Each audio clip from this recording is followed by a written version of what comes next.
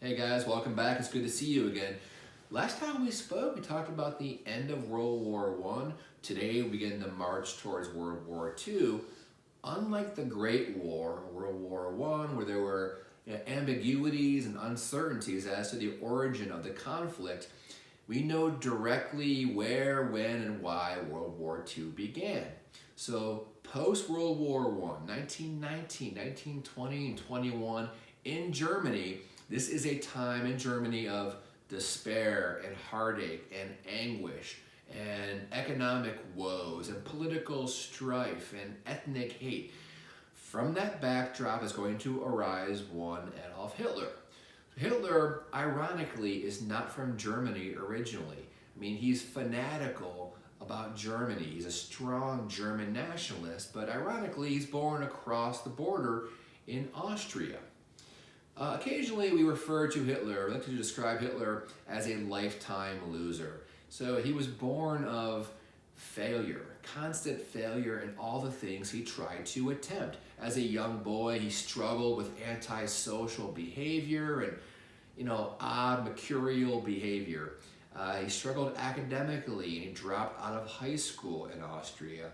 And he also failed to gain admittance into his dream school, the Art Academy in Vienna. So really just a lifetime loser in many regards in the early years. Now the first time that he found a sense of comradeship and friendship and loyalty was working or fighting for Germany in World War I. Now don't get me wrong, he had the same kinds of odd rants and crazy speeches and strange behavior.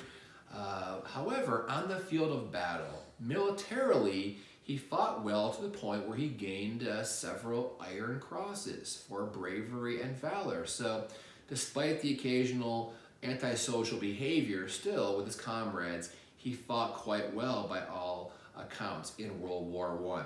He parlays his first success into a job post-war, working for the Weimar Republic in the city of Munich.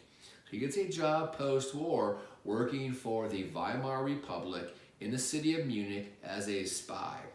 Okay, his job was singular. They told Hitler, we want you to sniff out potential communists in society. There was a growing fear about communism and Germany very unstable post-war. They want Hitler to find communists and report on them. That was his job. So one night, 1919, it proved to be a game changer for Hitler. He is told by his superiors, we want you to go to this small meeting of the German Workers' Party. The German Workers' Party, it's a tiny little organization. And they say, yeah, they're small, but they're dangerous, probably communists. Go there, gain knowledge of their philosophies and ideologies, report back on their plans, what they have in store for the future. He goes to the first meeting and it's in a small little church basement. There's 46 members at the meeting and he discreetly sits in the back of the room and keeps an ear open to what's being said.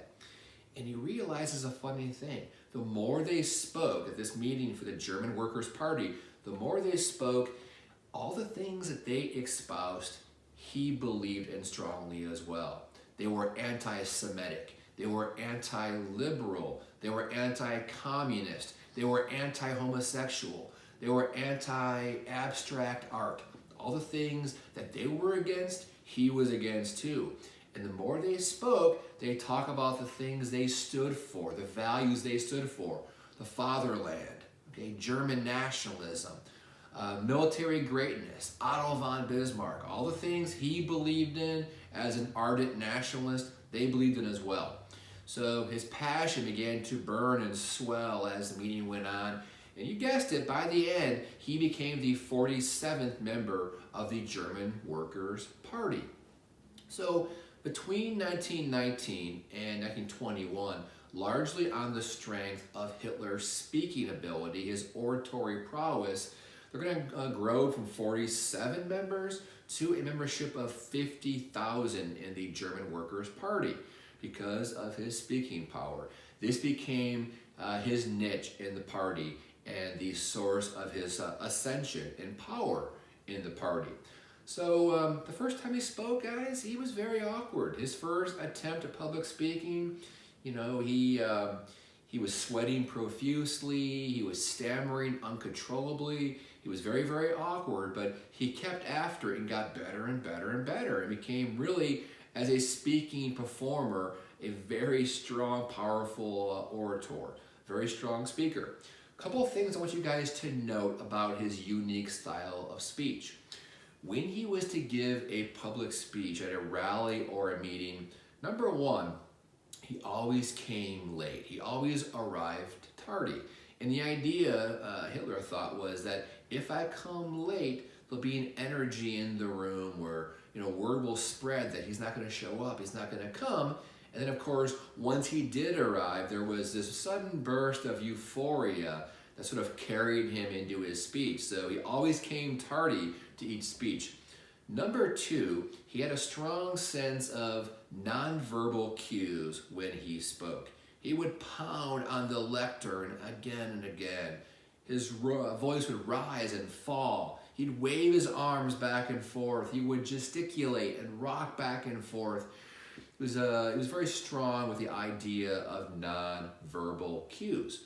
Number three, he didn't have a whole lot of faith in his audience and their intellectual capacity. So he chose to not go deep into, you know, a theoretical analysis of Karl Marx and his philosophies. He would find one term and repeat it again and again and again. So simple terms, repeat it again and again and again for common people.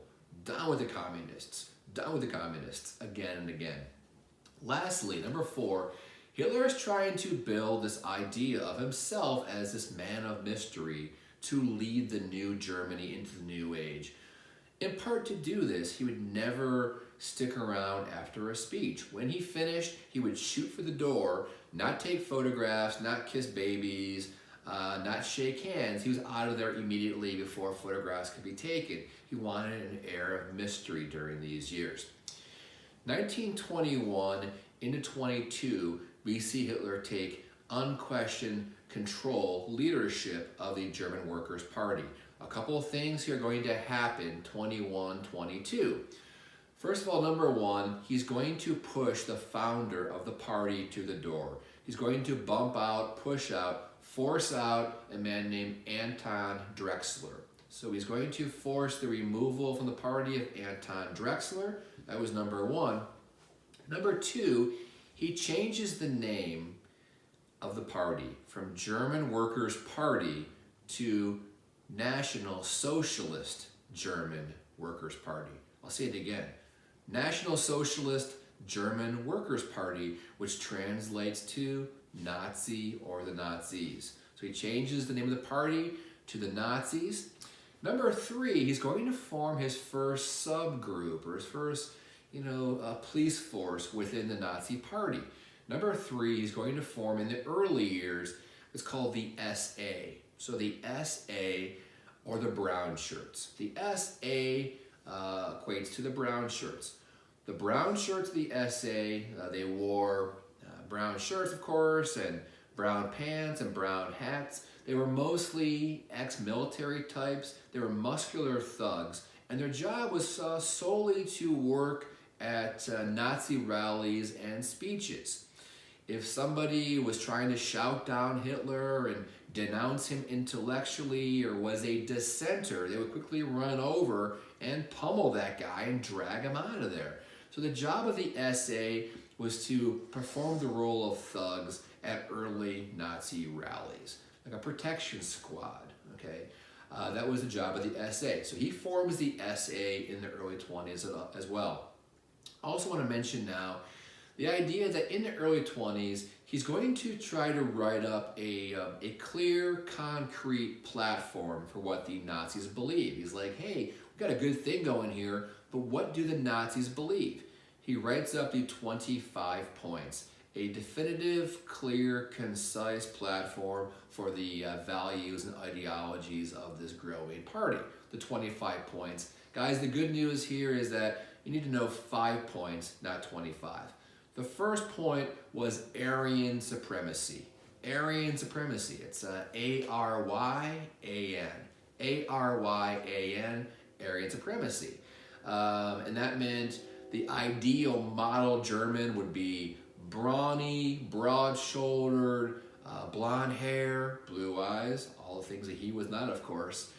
So again, blonde hair, blue eyes, brawny, strongly nationalistic, conservative, not liberal. That was the model German. And of course, the anti-Aryan model was the idea of anti-Semitism.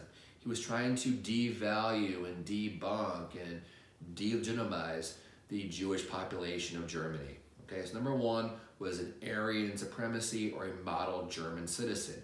Number two, secondly, the second point to know, strongly anti-communist. In every way, he was pushing a platform that was anti-communism.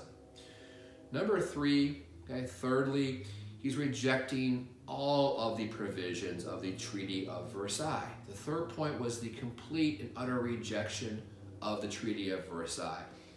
He says, hey, we're not going to pay back any money. We're not going to demilitarize the Rhineland. He rejects all the provisions of the Treaty of Versailles. We're not going to accept any blame for this war as well. So number three, the rejection of the Treaty of Versailles. Number four is called Anschluss. Anschluss is spelled A-N-S-C-H-L-U-S-S. Anschluss, A-N-S-C-H-L-U-S-S. Simply meant union. His long-term goal to unify or bring together his two home countries. One, the country of his birth, Austria. Secondly, the country that was his adopted and his favorite, the source of pride, Germany. So Anschluss to eventually bring together Austria and Germany. Fifth and final point of the 25 points is called Lebensraum. Lebensraum. L-E-B-E-N-S-R-A-U-M. L-E-B-E-N-S-R-A-U-M. Lebensraum connected to Hitler's ultimate hatred and lack of respect for the Slavic people. He found the Slavs to be a lower subhuman life form, and he associated, of course, the Slavs with the USSR or Russia. His long-term goal with Lebensraum was to push Germany to the east and push the Russians off that land and have Lebensraum or living space for all German people. Land to live and grow and prosper in an agrarian society. Lebensraum was living space or pushing the the Russians off of that Russian land. Okay, those are 5 of the 25 points. So I want to next time begin with Hitler's attempt to take over the Weimar Republic. So the fall of 1923, we're going to see an event known as the Beer Hall Putsch. The Beer Hall Putsch, you spell Putsch P-U-T-S-C-H. Beer Hall Rising, Beer Hall Putsch takes place the fall of 1923. He's going to invade or interrupt, really, a meeting in Munich of the Weimar Republic. So the Munich branch of the Weimar Republic's having a meeting, a monthly meeting in a beer hall there in Munich. Hitler walks in with a few of his cronies. This is the Beer Hall Putsch. He walks in, he gets on top of a table, and he fires a pistol through the ceiling. He yells out loudly, "Silence!" and that gets their attention. He's going to find 3 leaders of the Bavarian or Munich branch of the Weimar government. He says, "I will talk to you, you, and you in a little side room or a side antechamber." Hitler's going to pull those 3 guys into the room, and he says, and his eyes are bulging out, and he's sweating, and he can't stop, perspiring. He's screaming at them. He says, "This gun right here, this pistol, has 4 bullets in it. 1 for you, 1 for you, 1 for you, and 1 for me." This is his attempt to overtake the Weimar Republic. He says, "If you 3 don't join me, you die, you die, you die, and I die as well." They all nod their head. And this is the first step of the Beer Hall Putsch. I'll resume with the rest tomorrow. You guys have a fantastic day. Talk to you tomorrow. Bye-bye.